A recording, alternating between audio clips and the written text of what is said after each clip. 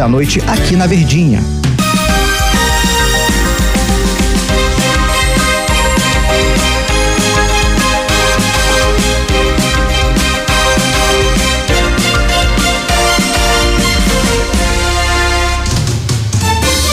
Bom dia! Começa agora o Madrugada 92.5.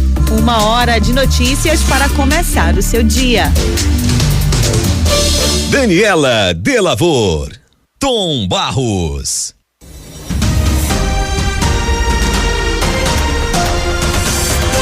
Saúde e bem-estar. Uma coisa simples que pode se transformar em um grande problema de saúde, como é o caso aí, por exemplo, da celulite bacteriana, que é uma infecção grave das camadas profundas da pele e do tecido subcutâneo.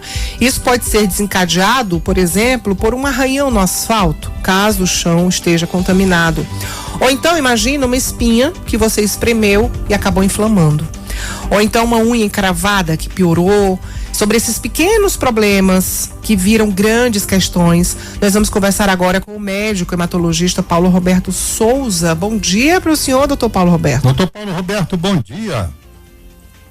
Bom dia, Daniela. Bom dia, Tom Barros. É um prazer aqui de novo estar falando com vocês, estar conversando com vocês, ainda mais sobre um tema tão curioso e ao mesmo tempo que está tão perto da gente muitas vezes, né? Pois é, doutor Paulo, porque às vezes a gente tem aquela coisinha da espinha que você vai lá espremer, aí dá uma infecção, vai criando um problema cada vez maior. Quando você vê, foi porque você espremeu a espinha. Ou então aquela unhazinha que você faz e aí o alicate pode estar contaminado, ou então você puxa com o dente o cantinho da unha.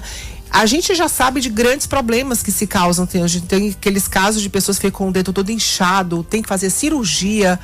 O que acontece quando a gente tem esses pequenos probleminhas que se transformam numa questão tão grande? Então, é exatamente isso. Muitas vezes a gente está habituado, né, a fazer coisas corriqueiramente e não entende que por trás daquela atitude que aparentemente é simples, é banal, eu posso ter desdobramentos, eu posso ter repercussões importantes. A questão, Daniela, é que a gente tem uma barreira física, uma barreira mecânica que a gente fala, muito importante, que é a nossa pele e as nossas mucosas, muitas vezes.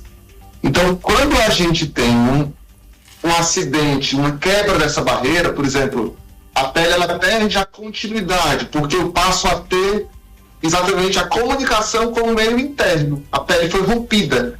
Então, às vezes, esse rompimento pode ser por uma coisa muito simples, muito mínima, como um alicate de unha. Pode ser uma coisa muito simples, como uma agulha que não é tão bem higienizada, né?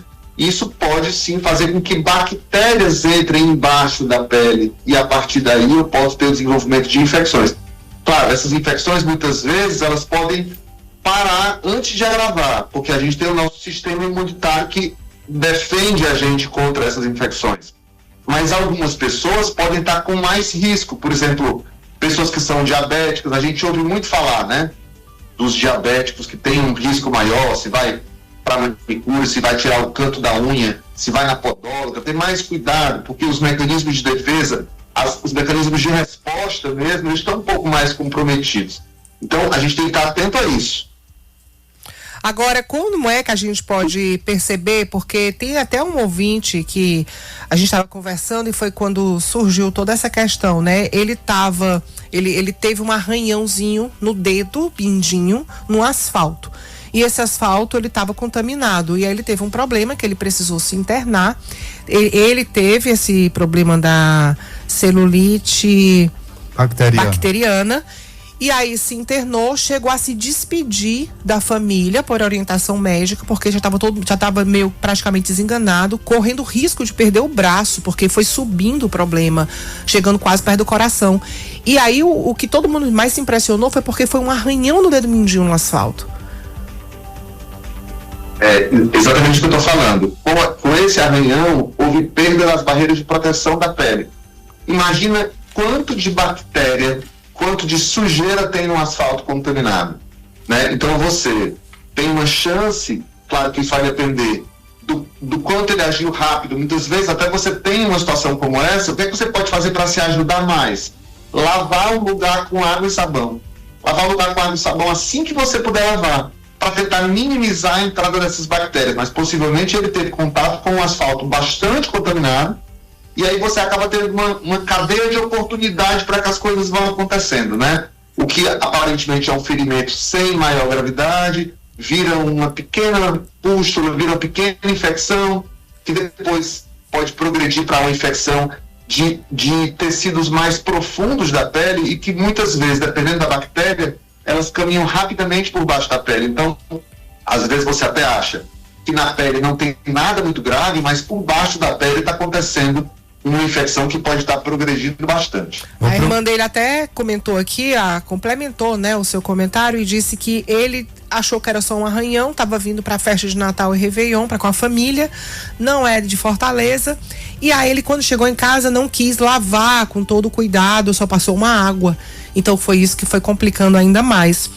E tem aqui também uma outra pergunta para você, deixa eu ver aqui do nosso ouvinte, que assim, de que forma que esses cuidados preventivos com as unhas, né, em pessoas com diabetes, por exemplo, podem acabar reduzindo amputações, infecções e os impactos também na qualidade de vida, especialmente nas populações mais vulneráveis, né? Como é que fica essa questão do cuidado? O que a gente pode fazer para minimizar isso? Primeiro passo para minimizar isso é tentar ter um bom controle do seu diabetes. Acontece que o diabetes, a gente se liga muito na questão do açúcar, né? O açúcar está alto, a glicose está alta. Só que muitas coisas que acontecem no diabetes acontecem nos bastidores, vamos dizer assim. Quando acontece esse comprometimento do diabetes a longo prazo, eu vou tendo lesão da parte dos nervos e da parte mesmo da microcirculação que a gente fala. Então, quando você tem esses vasinhos que são mais fininhos, Travou. ali da ponta do dedo, que irrigam ali um pouco a unha. Quando você tem um trauma e você é diabético, se você tiver um acometimento dessa circulação ali dos dedos, é um acometimento que às vezes a gente não percebe no dia a dia, mas o próprio fluxo sanguíneo não chega igual. Então, eu tenho uma bactéria que muitas vezes entra, porque aquela barreira de proteção da pele foi rompida, como a gente já conversou, e eu não tenho muitos mecanismos de segurança, porque a circulação ali está comprometida pelo diabetes. Então, a bactéria não encontra muita até célula de defesa rápido, ela fica ali num cantinho meio protegida e ela vai destruindo o tecido mais rapidamente. Então, o cuidado do diabético primeiro de tudo, tentar ter uma doença bem controlada, entender que não é só porque meu açúcar está alto, eu vou baixar daquele momento. É entender que é importante manter ele controlado na média do tempo, não é só na hora que você vai checar, né? Porque às vezes as pessoas acham que eu vou fazer um jejum hoje porque eu vou baixar daqui para a hora do almoço e pronto. Mas não está vendo muitas vezes que ao longo do dia ela tem vários picos. Então, assim, tem que ter esse entendimento que a doença tem que ser respeitada. Então, assim, o primeiro passo é ter um diabetes bem controlado. E depois, se você tem um diabetes bem controlado, mas mais ainda se ele for mal controlado, entender que não é bom ficar mexendo em canto de unha. Se vai cortar unha, vai no manicure, pensar em fazer essa unha de uma maneira menos invasiva, cortar menos, tirar menos a cutícula, tirar menos e se expor menos a situações que possam trazer risco, porque se você vai lá, passa o seu esmalte, dá a sua enfeitada na sua unha, mas você não corta a pelinha, não corre o risco de tirar ali um pequeno machucado, você corre muito menos risco do que se você for fazer cutícula, se você for realmente ter um procedimento um pouco mais invasivo. E bactéria é microscópica, né? Então a gente fala assim, mas foi tão pequenininho, mas olha o tamanho da bactéria. A bactéria é microscópica, então ela entra em qualquer buraquinho. Doutor Paulo Roberto, com relação a picadas de inseto, isso pode ocasionar também, pode? Pode, Tom Barros, exatamente por isso. Se você tiver, às vezes, uma picada de inseto, ela vai te causar o quê? Coceira, vai te causar dor, você vai coçar. Dependendo de como você coça, você pode lesionar um pouquinho a pele, né? E aí você pode ter a facilidade de entrar uma bactéria, de entrar um agente, né? Como a gente fala, uma bactéria normalmente, que pode sim prejudicar. Quer ver uma coisa que esses dias aconteceu com uma pessoa próxima a mim, que é uma coisa que a gente não pensa. Eu tenho uma pessoa conhecida que me ligou porque uma outra pessoa próxima a ela tinha sido mordida por um cachorro de casa. Às vezes uma coisa meio boba. Ela foi mordida justamente no dedo da mão pelo cachorro dela. E esse cachorro não era um Rottweiler, não era um Pitbull, ele era um Poodle. Só que, primeira coisa, quando ele me ligou, que eu falei, eu vou te enviar agora uma receita do antibiótico, porque, por exemplo, a gente sabe que mordidas de animais, mesmo que aparentemente elas não são tão profundas, mas o dente do animal ele é muito contaminado com bactéria. Então, quando você leva a mordida de um animal, aquele dente, quando penetra na tua pele, que rompe a pele, ele leva para dentro dos tecidos muitas bactérias que existem na boca dos animais. Essa moça desenvolveu uma celulite que talvez não tenha se complicado tanto, porque a gente já iniciou o antibiótico previamente e eu orientei a ele. Fale para ela lavar bastante com água e sabão. É isso Depois, que eu ia te perguntar. É lavar com Ah, água e chegou sabão, aí. então. Água e sabão. Que é o que você tem mais à mão, né? É o que todo mundo tem à mão. Não adianta a gente, às vezes, burocratizar e dizer, não, vai na farmácia, compra tal produto. Não. Lava com água limpa, com água corrente e sabão. É a melhor coisa. E ficar de olho nessa ferida, ver como é que ela vai evoluir. Se for uma ferida como essa, ver se não vale a pena já entrar com antibiótico precoce, procurar avaliação médica para olhar isso. Porque isso, muitas vezes, você tem que se antecipar ao problema, né? Com relação às frieiras, aquilo que popularmente a população chama de frieiras, também é perigoso, é? A frieira, normalmente, acontece por um fungo. Mas, de novo, eu posso ter essa quebra de barreira da pele quando eu coçar essa frieira, quando aquela região está...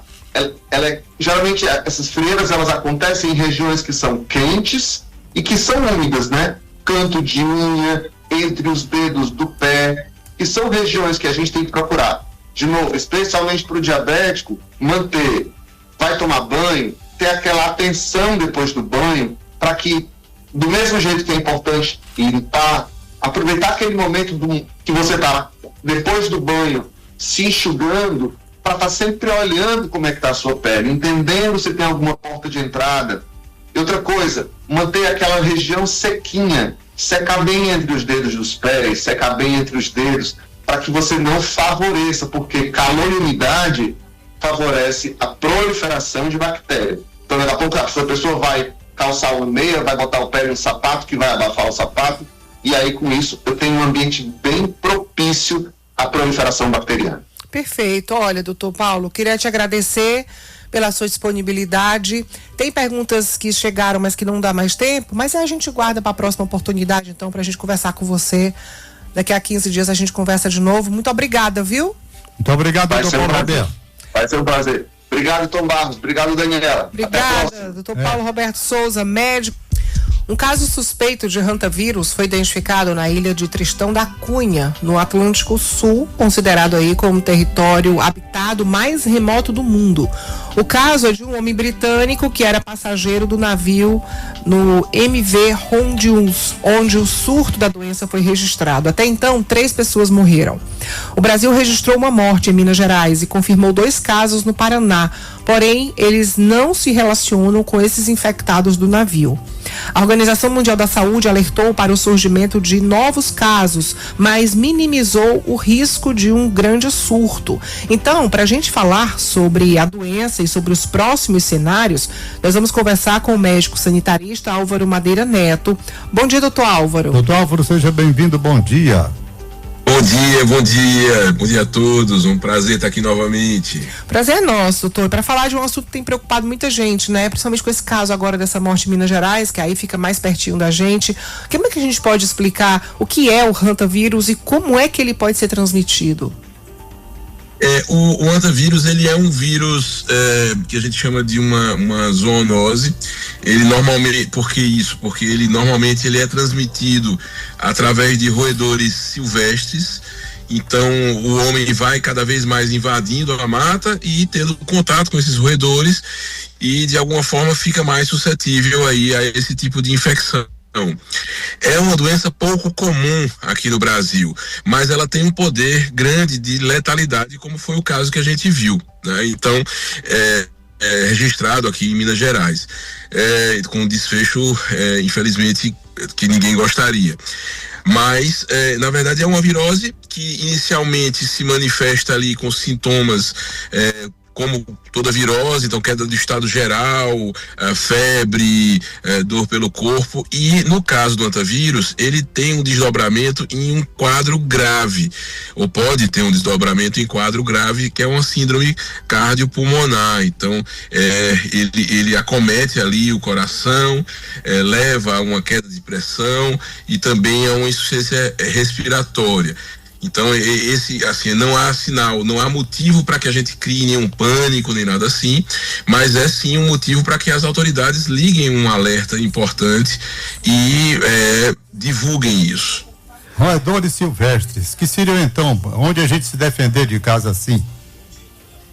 Sobretudo ratos, capivaras, esses animais que estão mais presentes em mata. E, na verdade, você acaba em galpões de zona rural, são locais muito suscetíveis a esse tipo de contaminação. E aí a gente assiste aí a questão do navio. A gente sabe que, tradicionalmente, também o navio, ele é um local muito propício ali para carregar esses animais silvestres ou esses roedores. Então, também cabe um cuidado extra às autoridades sanitárias também nessa vigilância em embarcações, na vigilância, novamente digo, aí, em galpões, sobretudo em áreas agrícolas. Doutor, agora a gente também tem nas lagoas, você falou aí das capivaras, tem nas lagoas muitas capivaras, é um bichinho muito fofinho, que aí você vê, quer pegar nele, se acontecer de você ser mordido por uma capivara, porque são bichinhos fofinhos, mas eles não são tão dóceis, né? E aí, se você sentir, o que a gente sente de sintoma que possa ser o hantavírus? Na verdade, os sintomas iniciais são pouco específicos, né?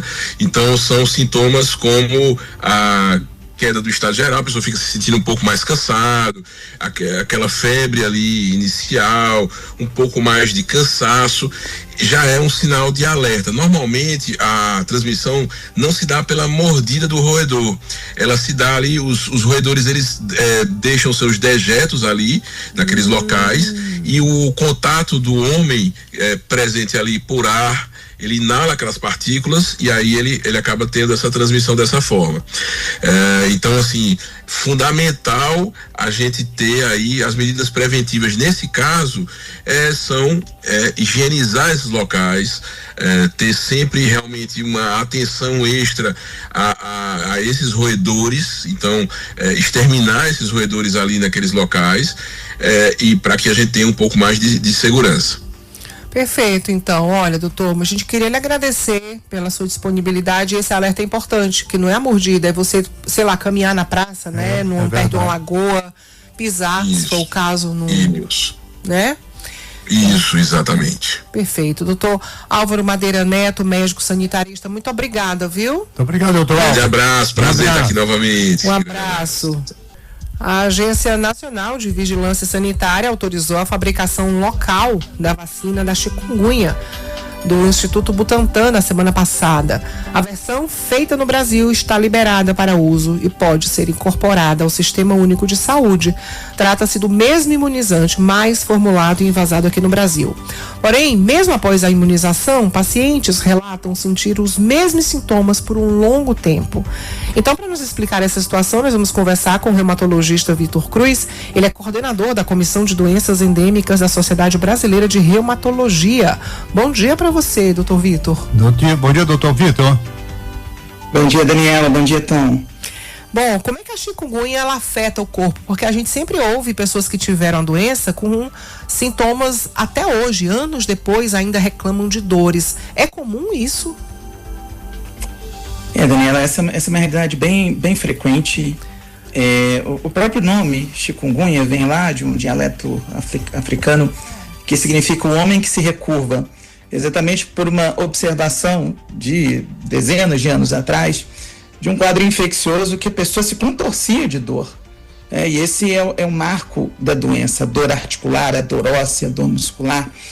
E aproximadamente 30% a 50% dos pacientes que são infectados pelo vírus do chikungunya evoluem para uma fase crônica.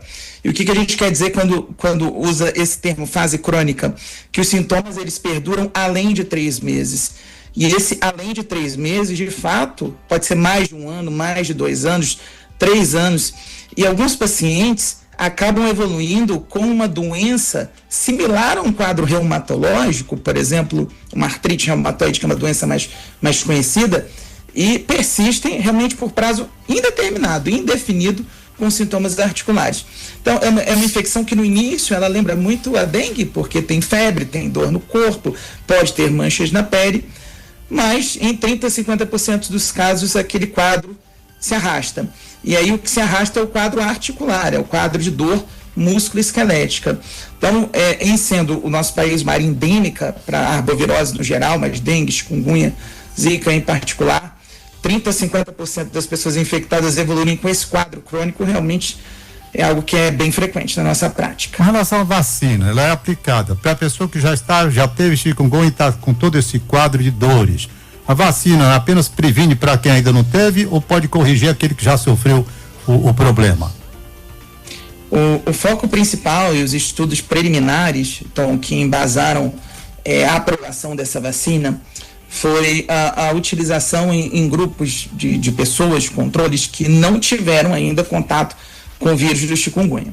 Então, nesse primeiro momento, os dados são mais robustos para que a gente possa indicar essa vacina para quem ainda não teve a doença, não é? Nós precisamos ainda de mais dados no médio prazo em relação às pessoas que já foram infectadas, por exemplo, na prevenção de recorrência. Mas nesse primeiro momento, o foco e o que a ciência nos traz com mais nitidez, com mais robustez, é a utilização dessa vacina para pessoas que ainda não tiveram contato com o vírus.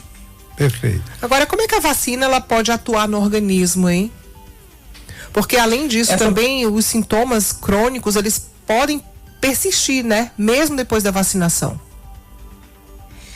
O que acontece? A vacina essa tecnologia compartilhada que o Butantan assumirá, é uma vacina já testada em alguns cenários no exterior, né? A gente tem mais dados de estudos no exterior com essa plataforma vacinal. Ela é uma vacina viva atenuada, o que significa que ela contém o micro-organismos, os vírus do chikungunya, vírus, porém, enfraquecido. O que significa que uma pessoa que é imunologicamente competente, que não tem nenhuma doença que comprometa o seu sistema imunológico, pode receber essa vacina e, para essa pessoa, o vírus ele é inofensivo. Agora, existem subgrupos que já de antes já se conhecia que essa vacina seria contraindicada. Por exemplo, pessoas que tomam medicamentos que comprometem o sistema imunológico, que baixam a imunidade.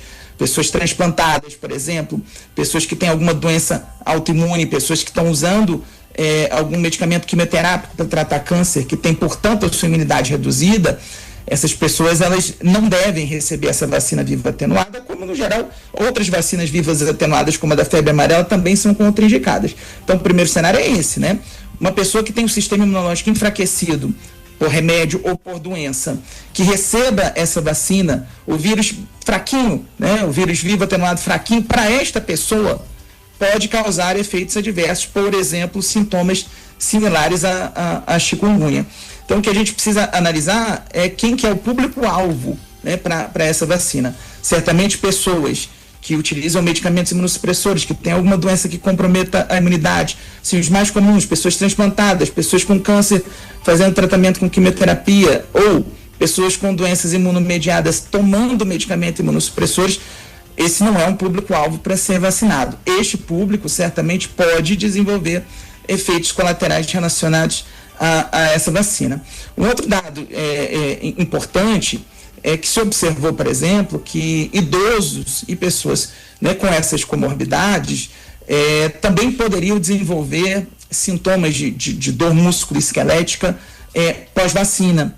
Por isso, hoje no Brasil, a população foco, né, desde a aprovação, são adultos, pessoas com mais de 18 anos, e não inclui a população idosa. Né? A gente tem um ponto de corte aí até 59 anos. Então, quando se fala isso, sobre esses efeitos relacionados à vacina, por exemplo, né, da pessoa sentir, queixar de dor musculoesquelética após a vacinação, Isso é esperado para alguns subgrupos e que, na verdade, eles não são alvo da campanha, não é nem exatamente campanha, porque a gente ainda não tem incorporação no PNI, a vontade de que a vacina esteja no PNI, mas são grupos em que a vacina ela seria, portanto, contraindicada. Agora, com a pessoa que já está com a doença, sentindo dores, anos após anos, qual é o tratamento que é feito, pelo menos para minimizar essa situação, hein? Bom, a gente tem cenários aí bem distintos durante a evolução da doença, porque na fase aguda, os cuidados são bem similares aos da dengue, né? Medicamentos analgésicos, bastante hidratação. Na fase subaguda, que vai lá a partir da segunda semana até 3 meses, né?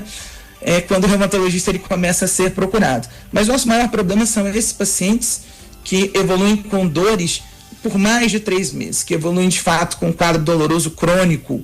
Então, normalmente, o reumatologista ele dá o suporte para esses pacientes, porque existem medicamentos eficazes no controle desse processo de dor. O paciente com chikungunya ele pode ter uma dor do tipo inflamatória, que se comporta como uma artrite, e aí nós utilizamos medicamentos bem parecidos com os que a gente emprega numa doença bastante conhecida do público, que é a artrite reumatoide.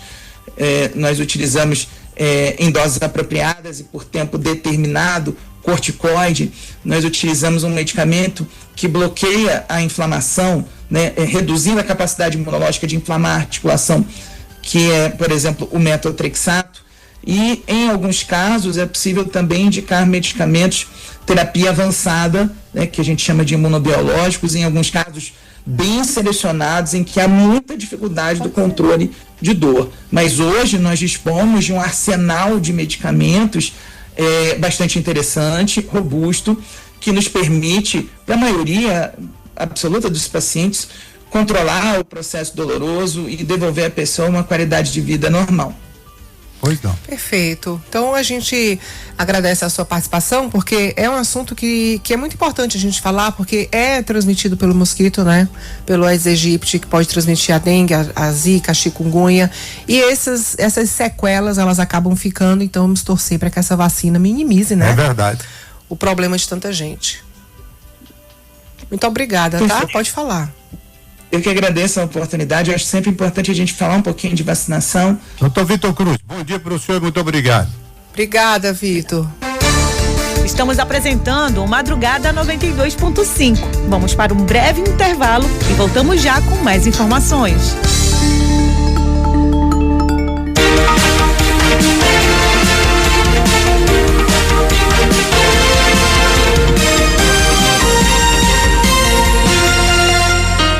Bom Dia Nordeste, de segunda a sábado, às 5 da manhã. Na quarta-feira à noite tem Copa do Brasil na Verdinha. O vovô tenta reverter o placar de 2-1 contra o Galo no Castelão, de olho em uma vaga nas oitavas de final. Atlético! A partir das 9 da noite, com narração de J. Rômulo, comentários de André Almeida e reportagem de Daniel Farias. Copa do Brasil é na Verdinha. Aqui tem muito mais emoção. Verdinha!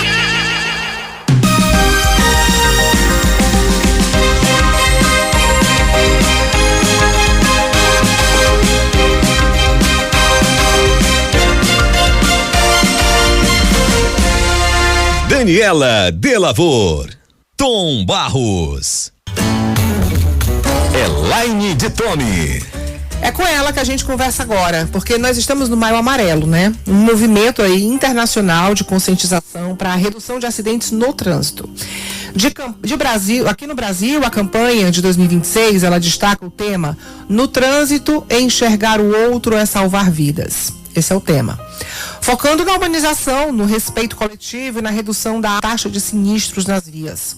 No dia 11 de maio de 2011, a ONU decretou a década de ação para a segurança no trânsito. Com isso, o mês de maio acabou se tornando referência mundial para balanço das ações que o mundo inteiro realiza. E a cor amarela é porque simboliza a atenção e também a sinalização e a advertência no trânsito. Então, aproveitando esse gancho, vem a pergunta: de que forma o trânsito afeta a saúde mental das pessoas?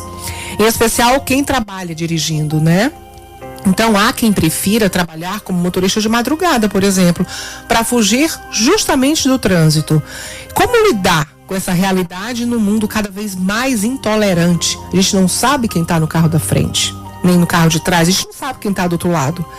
Então é sobre esse assunto que nós vamos conversar a partir de agora com a psicanalista Elaine Jotome. Bom dia, Elaine. Bom dia, Dani. A gente sabe o quanto que perdemos vidas e há tantos acidentes no trânsito e precisamos levar em consideração a questão da saúde mental das pessoas, porque são pessoas que estão dirigindo as máquinas e existem dois movimentos. A pessoa que está em estado de irritabilidade, de sobrecarga, uma pessoa que se sente esgotada e leva esse aspecto para o trânsito, que a gente até comentou uma vez do vídeo do Pateta, que acredito que até hoje passe na autoescola como forma de conscientização, que a pessoa se transforma depois que assume ali o banco do motorista. E existem aqueles que trabalham, que dirigem bastante e trazem para a sua vida a sobrecarga do trânsito, porque é estressante. Há engarrafamentos, a impaciência, a velocidades e muitas vezes a pessoa ela não sabe lidar com isso. Então são dois movimentos, o que eu transfiro do meu emocional para o trânsito e o que o trânsito faz com que eu leve para a minha vida pessoal, e isso afeta as minhas reações e ocasionando acidentes. Pois é, agora eu até comentei antes do intervalo para anunciar a tua entrevista. Eu estava vindo para cá um desses dias de madrugada e o motorista que estava me trazendo, ele falou que não consegue dirigir no trânsito. Aí ele escolheu trabalhar de madrugada, ele trabalha até mais ou menos 5 horas da manhã e ele passa a madrugada inteira trabalhando, porque ele disse: eu não consigo, me faz mal, eu perco o controle, quando alguém me corta eu me estresso. Então, para evitar um problema para mim, eu saí do dia e trabalho na madrugada. Quando você não tem esse discernimento, você corre o risco de perder o controle durante um trajeto até curto, né? Isso, e esse é o fator que leva as pessoas a produzir esse tipo de acidentes, é a intolerância.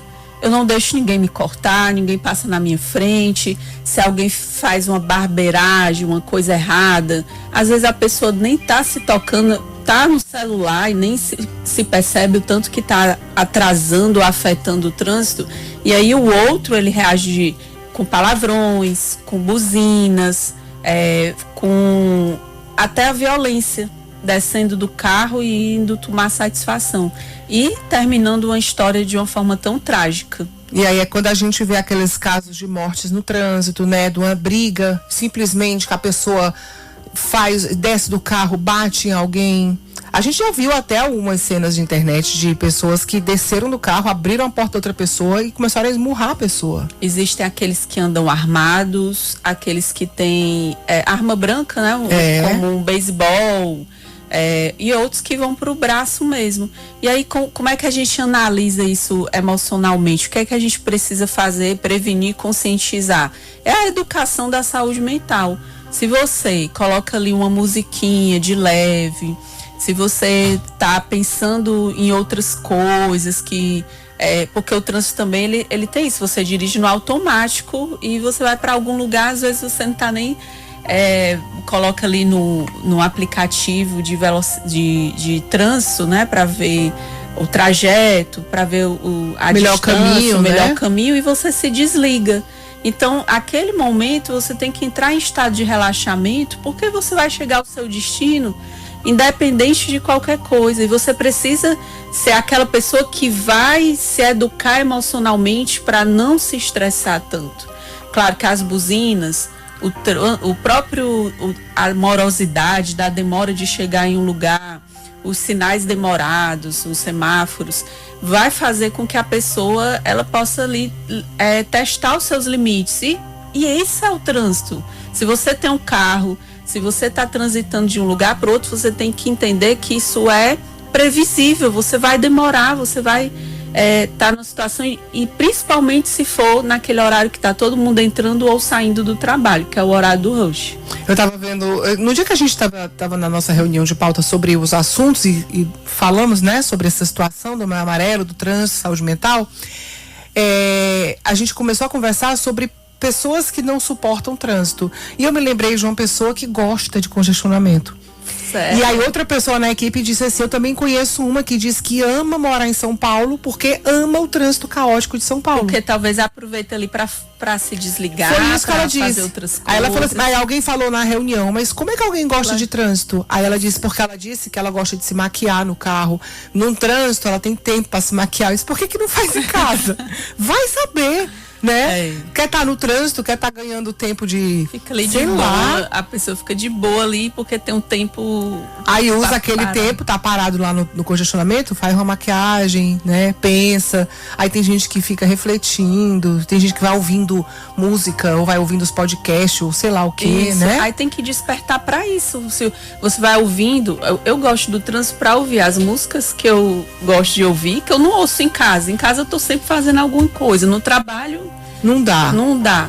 Então, eu utilizo o trânsito para ouvir música, para poder relaxar ali um pouco. Então, é a visão e o modo como você coloca aquele tempo para você. Agora, como psicanalista, Elaine, tu pode explicar, porque essa pessoa que eu estou falando, ela disse assim, quando a gente olha no Waze, aí fala assim, vamos pelo melhor caminho, aí ela diz, mas esse aqui tá mais congestionado, aqui vai demorar mais, eu adoro, vamos por aqui, sabe, o prazer da lentidão, o prazer do trânsito devagar. Ela canalizou para um tempo para ela, um tempo meu, que eu vou desacelerar em vez de acelerar. Então, é uma programação emocional que ela fez para si. Pode ser até inconsciente, será? Pode ser inconsciente. E também, hoje, em tempos de podcast, você ouve aquilo que você gostaria de ouvir. Um podcast de 1 hora, de 1h30. Você vai ali apreciando para que você possa lidar melhor com aquela situação. E, claro, tendo a atenção no trânsito. A gente tem aqui os ouvintes que estão participando e tem também o vídeo que você citou do Pateta. Então eu vou dar o play aqui pra gente acompanhar esse vídeo, que é conhecido, é um vídeo antigo inclusive, né? É um vídeo super antigo que fala justamente sobre isso. O Pateta tá no trânsito e ele tá de boa. Ele entra no carro de boa, só que aí alguma coisa no trânsito muda. Aí ele já se transforma, não é mais o Pateta. O sinal, 30 segundos perdidos da vida. Porcaria, mas que droga, mas que coisa. É uma cena clássica essa, né? Querem apostar corrida, é isso? Mas na minha frente eles não passam. Ainda tem essa disputa. E aí o Pateta já vai se transformando, porque já viram disputa com os outros motoristas, né? E aí quem vai chegar primeiro, quem vai passar, quem não vai me cortar. Aí acontece dele bater o carro no poste. E aí ele vai se transformando, molhando as pessoas que estão tentando atravessar. Mas molham ele de volta. Nem todos conseguem. E essa é uma cena clássica na história dos desenhos animados. Dirija com cuidado. Algumas frases se atribuem aos pedestres quando atravessam a rua. Pois é, então se você quiser, tá lá no YouTube também essa historinha aí do Pateta sendo motorista, porque é um clássico que a gente vê, tanto que as pessoas falam, a pessoa se transforma, entra no carro e se transforma. E a maneira como a pessoa lida no trânsito reflete como ela está emocionalmente. Né? Se ela está esgotada, sobrecarregada, irritada, e ela vai dirigir, ela vai refletir isso, ela vai sentir. E é muito chato, assim, às vezes, não sei se você já esteve no banco do passageiro de um motorista estressado, que deixa todo mundo tenso se tiver mais pessoas no carro, porque fica reclamando, fica vendo os detalhes e você fica tensa, aquela pessoa cortando ali todo mundo, ou reclamando o tempo todo. Então isso reflete muito. Então se analisem como é que eu estou no trânsito de Fortaleza dirigindo, porque vai te dar sinalização de como você está emocionalmente. Total. A Mazé tá dizendo que ela dirige, sempre leva a gente de carona pela BR-116, ela fala assim, a gente vai ouvindo Bom Dia Nordeste, porque o rádio também é essa companhia, né? O rádio tem isso. Muitas pessoas amam o rádio porque é um entretenimento, é informativo, é uma maneira de você adquirir conhecimento e ajuda você a fluir naquele momento que exige paciência. Pois é, a gente tem aqui também, tem ouvinte aqui falando, deixa eu liberar aqui, posso liberar, padre? Bom dia, Daniela de Lavoura. Bom dia, Ângelo. Que coisa maravilhosa esse seu programa. Assistindo aqui essa grande apresentadora, direto de Barbalha. De Barbalha, o Ângelo Giovanni. Aí tem aqui, sobre o trânsito, o ouvinte falando lá de Juazeiro, que é uma cidade do interior do Ceará, mas que é uma cidade com trânsito muito intenso. E aí ele disse que foi para Juazeiro para fugir dessa loucura da cidade grande, chegou em Juazeiro, o trânsito também é super complicado. Não tem essa de cidade grande ou cidade pequena, né, Elaine? Não, é a quantidade de habitantes e o tanto... Lá em Sobral mesmo era uma cidade super tranquila e a quantidade de pessoas que adquiriram os veículos, que hoje tem mais facilidade, todo mundo no interior tem uma moto, tem um carro, e aí trouxe esse congestionamento para dentro da cidade que era pequena. Sim. Né? E aí o congestionamento lá em Sobral, eu fui recentemente, é grande. Muito trânsito. Eu fui para Sobral no ano passado, no final, Sobral não, para Juazeiro, e eu fiquei impressionada com a movimentação e com o tamanho da cidade, né? De restaurante, de shopping, de tudo. Isso. Eu me senti até na Varjota, sabe a Varjota aqui de Fortaleza, com aqueles grandes restaurantes? Mesma coisa. E a gente precisa atentar que quando a gente olha assim para o trânsito, olhar para o outro, que é um ser humano, que tem uma família, que depende de alguém ou alguém depende daquela pessoa, e é humanização. Às vezes, quando a gente faz assim, as campanhas, né? Tem o Maio Amarelo, para poder trabalhar essas questões. É a educação, é a minha educação diante do outro. As leis e as campanhas só existem porque a gente está precisando de educação. A gente tem aqui uma pergunta de um ouvinte que não está identificado. Aí ele fala: Elaine, bom dia, eu fui operador de trem e eu tive um triste dossiê com acidentes. E eu te pergunto, como é que o trânsito, enquanto estressor crônico da vida urbana, ele afeta a saúde mental? E o que pode ser feito na prática para reduzir esses impactos? Ele afeta a saúde. A pessoa sofreu um acidente, ser vítima do acidente, ele afeta porque vai marcar a sua vida, principalmente se houver óbito. Ou que a pessoa tenha algum tipo de perda de mobilidade, ou mesmo que ela sinta o trauma de nunca mais querer pegar naquela direção de novo. E precisa de tratamento, acompanhamento psicológico para que você possa retomar. Por isso que tem os pânicos de dirigir, né? Os pânicos. As aulas específicas para isso. Porque a nossa mente fica travada, a gente fica bloqueado para aquele tipo de ação ou aversão àquilo, né? Aí eu sofri um acidente, eu não quero nunca mais dirigir, eu bati no poste, eu bati no muro, às vezes nem matou ninguém, nem feriu ninguém. Mas é um trauma, né? Mas tem um trauma, e esse trauma, ele precisa ser trabalhado, se assim te prejudica. Pois é, e para encerrar, eu vou só comentar aqui a mensagem do nosso ouvinte Eldo. Ele falou: ano passado o tema da campanha foi desacelere, seu bem maior é a vida. E esse ano o tema, no trânsito, enxergar o outro é salvar vidas. O José Lopes fala: bom dia, eu ando de moto e às vezes eu fico estressado no trânsito. E é porque a moto já tem a facilidade de não ficar presa, né? E mais porque as vias hoje estão se estreitando mais, os motoqueiros eles ficam atrás dos carros e eles ficam agoniados, ficam ali esperando porque as vias estão mais estreitas.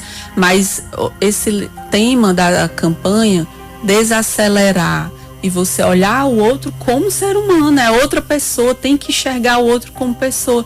E a gente ter paciência. Se você quer chegar rapidamente no lugar, tem que se adiantar, tem que sair mais cedo. Tem que olhar qual é o horário de trânsito que você sabe que não vai andar ali e evitar. É verdade. Olha, eu queria agradecer aqui a participação dos nossos ouvintes. Eu estou ouvindo nesse momento e a única solução é a educação. Para tudo nessa vida, né, Antônio? Para tudo nessa vida.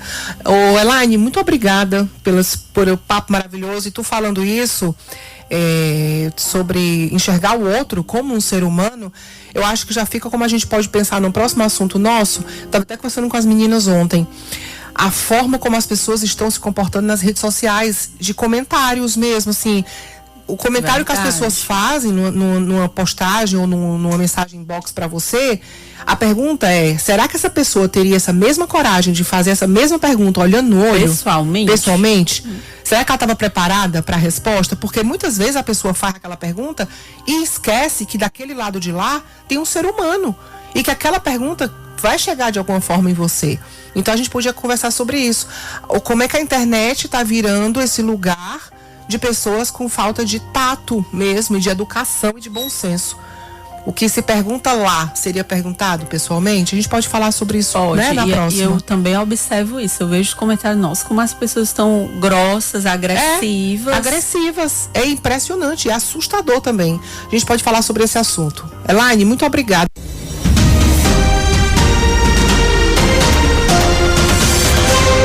Cultura. Vai ter um espetáculo que é o Barro Cru. Na próxima quinta-feira, o espetáculo Barro Cru se apresenta no Banco do Nordeste Cultural Cariri, lá em Juazeiro do Norte. A montagem proporciona uma experiência sensorial, tendo o barro como matéria-prima simbólica. O espetáculo, ele narra a trajetória da caririense Cissa Maria de Araújo, que é a dona Cissa do Barro Cru. É uma mestra centenária da cultura popular. Nele, 20 artistas idosos entre 65 e 85 anos se apresentam. Então, para falar mais sobre esse assunto, nós vamos conversar agora com a idealizadora desse espetáculo, que é a Mazé Figueiredo. Mazé, bom dia para você. Bom dia, minha amada. Tudo bem, Mazé? Tudo bem. Nós estamos muito felizes de estar tendo essa oportunidade de divulgar o trabalho com vocês. E eu queria dizer que a dona Mazé já passou dos 85, agora é 88. Ah, então agora você já está com 88 anos, Mazé? Com 88 e ainda na batalha, viu? Você é uma danada, viu? Você é uma danada. Você que eu lhe conheço já vi algumas coisas suas, você é uma danada. Agora, eu queria falar com você sobre esse trabalho, né, Mazé, que você vai levar então lá para o Banco do Nordeste do Cariri. Como foi que chegou essa ideia de você desenvolver uma peça sobre a dona Cissa do Barro Cru? Então vamos por etapa. Essa ideia surgiu do livro do Rosenberg Cariri. Ele escreveu um livro sobre a Cissa do Barro Cru, a história da caririense, a artesã Cícera. E o Valden Luiz, que é o nosso professor de teatro, leu e gostou muito. Disse, Rosenberg, eu vou montar o espetáculo. Você fez o livro, eu vou fazer o espetáculo. E ele montou o espetáculo. Nós somos 25 pessoas, todas da melhor idade. Melhor idade. É a melhor mesmo, viu, Mazé? Será, minha amada? Eu acho, Mazé. Porque é um privilégio. Deixa você chegar lá. Pois é um privilégio, meu amor, chegar nessa idade, como você tá, lúcida, cheia de energia. Então é a melhor idade, porque é um privilégio você chegar aí. Tem que agradecer muita gente. Então, Daniel, ó, Parque do Rosenberg Cariri. O Valden leu o livro, se apaixonou, fez a peça. E aí nós entendemos, tá aí um edital da Secretaria de Cultura, e eu disse, eu vou escrever o Barco. E escrevi e nós ganhamos. Sim. E lá a dona Mazé botou que faremos 2 apresentações. Uma em Fortaleza, que ocorreu no dia 6, lá no Centro Cultural do Nordeste, aqui em Fortaleza, e a outra vai ser no Juazeiro. Então nós vamos levar 25 meninas para o Juazeiro. Elas cantam, elas dançam, elas interpretam. E como é que foi essa seleção, Mazé? Foi difícil selecionar essas meninas? Não, é assim, Daniel. Nós temos um grupo de teatro no Programa de Ação Integrada para o Aposentado, PAI, do qual o Valden é o professor. Eu sou uma discípula dele, sou intermediária, faço as coisas acontecer com ele. Então o Valden escreveu, eu disse, Valden, vamos sair daqui, vamos voar, né? Ser borboleta, né? Porque se ficar parado, ninguém sabe o que é que está fazendo. Eu acho, Daniela, que esse trabalho é belíssimo. Você vai tirar 30 pessoas da sua casa, já de idade, que deixa o filho, deixa o neto, deixa o marido, se ainda tiver, e volta ao palco. Cantar, interpretar. Porque o palco é vida, né, filha? Palco é liberdade. Palco é inovação. Palco é você saber que lá fora tem outro mundo e você, quando você interpreta, você deixa de ser você e vai ser o personagem. Mas então a gente tem esse grupo lá no PAI, e se você não conhece, era bom conhecer, fazer uma reportagem lá, porque é um trabalho muito bonito do governo do estado. Sim. Viu? Agora fala pra gente também, mas como é que essa peça conversa com os elementos tradicionais do Cariri? Eu tô vendo que você tá acompanhada aí com a Berenice Lins, que é produtora também, né, Berenice, desse espetáculo? É a produtora. Isso. É a produtora do espetáculo. É meu braço direito, criatura. Tem que ter, né, Mazé? Tem que ter esse braço direito. Tem que ter. Ninguém faz nada sozinho. Não faz. É verdade. E aí você, né, Berenice, vocês vão levar lá pro Cariri esse espetáculo, mas como é que esse espetáculo conversa com os elementos lá do Cariri, que é uma terra tão rica de tanta coisa, de cultura, de fé, de tanta coisa, né? Na verdade, ela é um exemplo da mulher existente nordestina do Cariri. Para mim, ela é uma felicidade, porque a raiz da minha família é do Cariri e eu estou voltando para as minhas raízes. Então, ela diz tudo, a peça diz tudo, ela envolve a vida da mulher forte nordestina do Cariri, que são mulheres fortes. Então, só a vida dela, ela já se encanha com todo o processo cultural. E para a gente, assim, é um privilégio. A gente está, não é voltando para mostrar, na verdade, assim, dando ênfase, elogiando, agradecendo a oportunidade da gente estar lá levando essa peça do Rosenberg Cariri, né, que até passagem para dizer que todo o Nordeste também é nosso patrocinador, que está nesse processo cultural.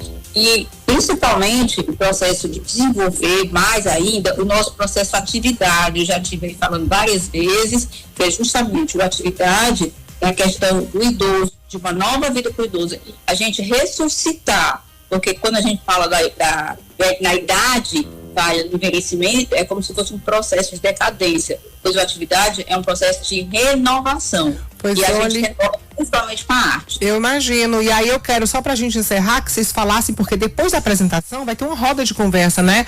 Seria a complementação desse espetáculo? Inicia com a roda de conversa, onde a gente está convidando principalmente os jovens para conhecer, né, a vida e a arte da artista. Nós vamos fazer visitas às universidades, às escolas públicas lá, já fizemos até um convite à Prefeitura e à Secretaria de Educação para nos ajudar, e depois tem uma exposição fotográfica da vida, onde acontecerá também uma performance de uma artista, Irismar, representando a artista, né? Justamente fazendo obras de barro cru. Legal. E após essa exposição começa o espetáculo. Olha, já tem mensagem aqui, parabéns, Mazé, parabéns pela sua vitalidade, te admiro muito, a Madalena, a Miriam Marinho também, parabéns, dona Mazé, a minha preferida. Muito obrigada. Parabéns. Mas você continue divulgando as meninas, viu? Nós precisamos de divulgação. Mas você nasceu em Mossoró, foi? Só isso aqui, o idoso precisa ser visto, lembrado e homenageado pelo que ele já fez em prol da sociedade. Moçoroense, mas já é cidadã cearense. Porque ela tem uma carreira que foi consolidada aqui em Fortaleza, né? Cidadã cearense. Foi consolidada aqui. Você fez cinema também, foi, Mazé? Um pouquinho. Um pouquinho. É uma figura, uma artista que foi já escolhida como melhor atriz. Foi uma festa do Chico Xavier, que eu ouvi e eu participei. Eu tenho pouca coisa de cinema. Mas tem de teatro, tem demais, né? Foi inclusive escolhida como a melhor atriz amadora com a peça Eles Não Usam Black Tie. É uma carreira que vale a pena a gente conhecer um pouquinho. Mas Zé Figueiredo, essa grande artista, essa grande figura da cena cultural do nosso Ceará. Mas muito obrigada, viu, pelo papo, que seja uma bela apresentação lá em Juazeiro. Então quem tá no Cariri, não deixe de conferir esse espetáculo, que vai ser quinta-feira. O Barro Cru se apresenta no Banco do Nordeste Cultural Cariri, lá em Juazeiro do Norte. Mazé Figueiredo, que é a idealizadora, e Berenice Lins, o braço direito, a produtora da Mazé. Muito obrigada, viu, meninas? Entrada franca, conto com vocês lá. A roda de conversa inicia às 14h30, depois da exposição, e de 18h30 o espetáculo. Perfeito. Obrigada, meninas. O quê? Vai ser lindo. Vai ser lindo. Como se diz no Teatro Merda pra vocês, viu? Um abraço. Obrigada. Tchau. Tchau. Que figura. Giro de notícias. Um homem de 46 anos morreu em Carmo do Paranaíba, no interior de Minas Gerais, por hantavírus. Trata-se do primeiro óbito confirmado pela doença no Brasil em 2026, em meio a uma preocupação global com os casos da moléstia. De acordo com o portal G1, a Secretaria de Saúde do Estado de Minas confirmou a morte, que aconteceu em fevereiro deste ano. A secretaria garante que se trata de um caso isolado, sem relação com outros registros anteriores da doença. O hantavírus vem sendo motivo de preocupação em várias partes do mundo. No Brasil, até o momento, 7 casos já foram confirmados até o final de abril, conforme dados do Ministério da Saúde. Vale ressaltar que nenhum desses casos está ligado à variante associada ao surto recente em um cruzeiro no exterior. Lares chefiados por mulheres negras das regiões Norte e Nordeste são os mais afetados pela insegurança alimentar grave aqui no Brasil. Os dados fazem parte do estudo As Faces da Desigualdade, Raça, Sexo e Alimentação no Brasil. Sábio Manfredini tem os detalhes. Segundo o estudo, os lares com maiores prevalências de insegurança alimentar são domicílios chefiados por mulheres negras, cerca de 38,5%, seguido por aqueles chefiados por homens negros, com 28%, além de mulheres brancas, com 22%, e no fim da lista aparecem os domicílios chefiados por homens brancos, cerca de 15%. A pesquisa aponta ainda que domicílios chefiados por mulheres autodeclaradas negras também apresentam os piores cenários de insegurança alimentar em todas as regiões do país, mas de forma mais grave nas regiões Norte e Nordeste. Quase metade dos lares chefiados por mulheres negras vivenciam algum grau de insegurança alimentar. Outro dado que chama a atenção é a frequência da fome entre lares chefiados por mulheres negras em situação de trabalho formal. Ela se assemelha à mesma encontrada para domicílios chefiados por homens brancos em situação de trabalho informal. No entanto, também entre o grupo de domicílios chefiados por indivíduos que informaram ser empregadores, foram observadas diferenças segundo a raça. Os lares chefiados por pessoas autodeclaradas brancas, cerca de 95%, apresentaram frequências de segurança alimentar, enquanto aqueles chefiados por pessoas negras configuram cerca de 89%. O estudo aponta ainda que a insegurança alimentar é mais frequente na zona rural do que na urbana, o que reforça a necessidade de políticas específicas para o campo. Sávio Manfredini para Verdinha FM 92.5 e TV Diário. Você acabou de ouvir o Madrugada 92.5. Até a próxima.